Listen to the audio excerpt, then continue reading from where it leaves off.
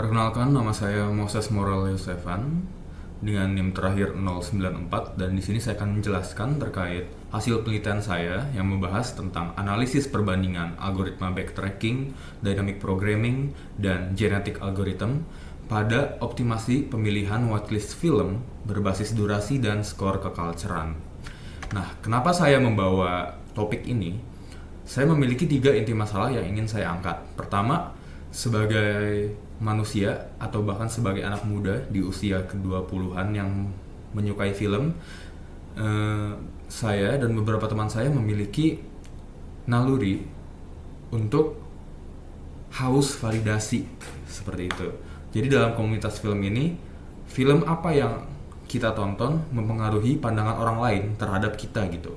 Sedalam apa kita mencintai industri ini, atau setidak mengerti apa sih kita sama perfilman di Indonesia atau di dunia. Nah, untuk mencapai validasi tersebut tentu saja ada permasalahan yang harus dilewati. Pertama, yang paling penting adalah waktu. Untuk menonton film dan memaknai film tersebut dibutuhkan waktu yang tidak sedikit untuk kita menonton film-film tersebut. Nah, untuk menentukan film apa yang saja yang harus ditonton, maka diperlukan optimasi untuk memaksimalkan cultural score atau tingkat keculturan seseorang. Nah, seperti itu. Untuk dapat dihitung, maka masalah ini harus kita modelkan terlebih dahulu. Saya memodelkan permasalahan ini sebagai knapsack problem 0 atau 1. Jadi film hanya bisa dipilih atau tidak dipilih sama sekali. Nah, untuk item dalam masalah ini diwakilkan oleh judul film itu sendiri, lalu weight atau bobotnya diwakilkan oleh durasi dari film tersebut, dan nilai atau profit yang didapatkan ketika film itu ditonton diwakilkan oleh cultural score atau nilai keculturan. Nah, untuk kapasitas maksimalnya sendiri adalah penontonan ini dilakukan dalam 1 minggu, di mana per harinya saya mengalokasikan waktu 3 jam untuk menonton film. Jadi didapatkan dalam seminggu itu 21 jam yang sama dengan 1260 menit. Nah, untuk datasetnya saya menggunakan CSV yang sudah terlampir dalam link GitHub yang berisi 50 film dengan judul, durasi, dan culture score masing-masing. Contohnya ada 8 film tertinggi dengan culture score tertinggi, yaitu ada The End of Evangelion, Whiplash, sampai Weapons, seperti itu. Nah, untuk algoritma yang digunakan, pertama ada backtracking. Backtracking ini sama yang seperti dibahas di kelas biasa. Jadi, algoritma ini mencoba seluruh kombinasi film dengan pendekatan pilih atau tidak pilih, sehingga nanti bisa dibandingkan skor tertinggi yang tidak melewati kapasitas itu yang mana.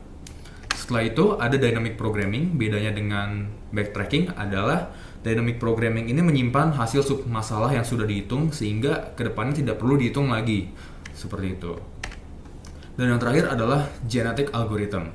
Nah, karena genetic algorithm ini adalah algoritma yang saya ambil dari luar, bukan dari penugasan, maka mungkin akan saya jelaskan lebih detail.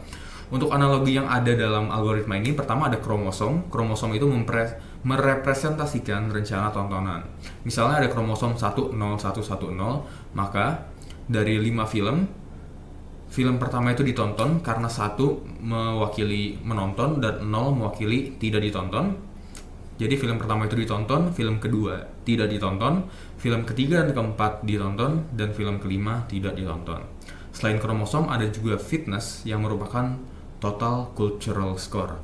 Nah, bagaimana sih nanti kita seleksi nilai maksimumnya? Seleksinya itu adalah kita menyeleksi rencana tontonan mana sih yang memiliki fitness lebih tinggi. Dan kenapa fitness lebih tinggi yang dikategorikan lebih baik? Karena semakin tinggi fitness, maka kromosom tersebut memiliki peluang semakin besar untuk bertahan dan menghasilkan keturunan. Analoginya seperti itu. Nah, untuk source code-nya diantaranya adalah fungsi menghitung fitness. Seperti yang bisa dilihat, jika total durasinya sudah melebihi kapasitas, fitness yang dihasilkan akan langsung 0. Jadi, kromosom ini tidak layak untuk dipilih, seperti itu. Nah, bagaimana untuk memastikan bahwa kromosom ini nih ada yang layak untuk dipilih. Nah, di sini saya juga menyertakan fungsi perbaiki kromosom. Gunanya apa? Jadi jika ada kromosom yang waktunya itu sudah melewati kapasitas, kita bisa menghapus satu film sehingga durasinya itu tidak melebihi kapasitas lagi. Seperti yang dilihat, ketika while total durasi lebih dari kapasitas, nanti bisa hapus, kromosomnya dihapus gitu. Hapusnya ini, yang mana dihapus adalah indeks random yang dipilih dari Python-nya itu sendiri. Setelah itu ada fungsi seleksi yang tadi kita bahas. Seleksi ini adalah menyeleksi kromosom dari sebuah populasi. Populasi itu sendiri adalah kumpulan kromosom. Jadi misalnya dalam populasi ada kromosom 1, 2, 3, 4 yang memiliki fitness berbeda dan skor cultural yang berbeda sendiri. Nah, maka dari itu seleksi ini akan memilih kromosom mana yang memiliki fitness score atau cultural score yang paling tinggi. Untuk hasil percobaannya sendiri, dynamic programming menghasilkan skor paling tinggi dengan runtime yang paling cepat, sedangkan genetic algorithm dan backtracking memberikan skor yang kurang lebih sama tapi tetap lebih rendah dari dynamic programming dengan runtime yang jauh lebih lambat dari dynamic programming. Maka dapat disimpulkan bahwa dynamic programming memberikan hasil yang terbaik baik dari sisi kualitas maupun efisiensi komputasinya tersebut.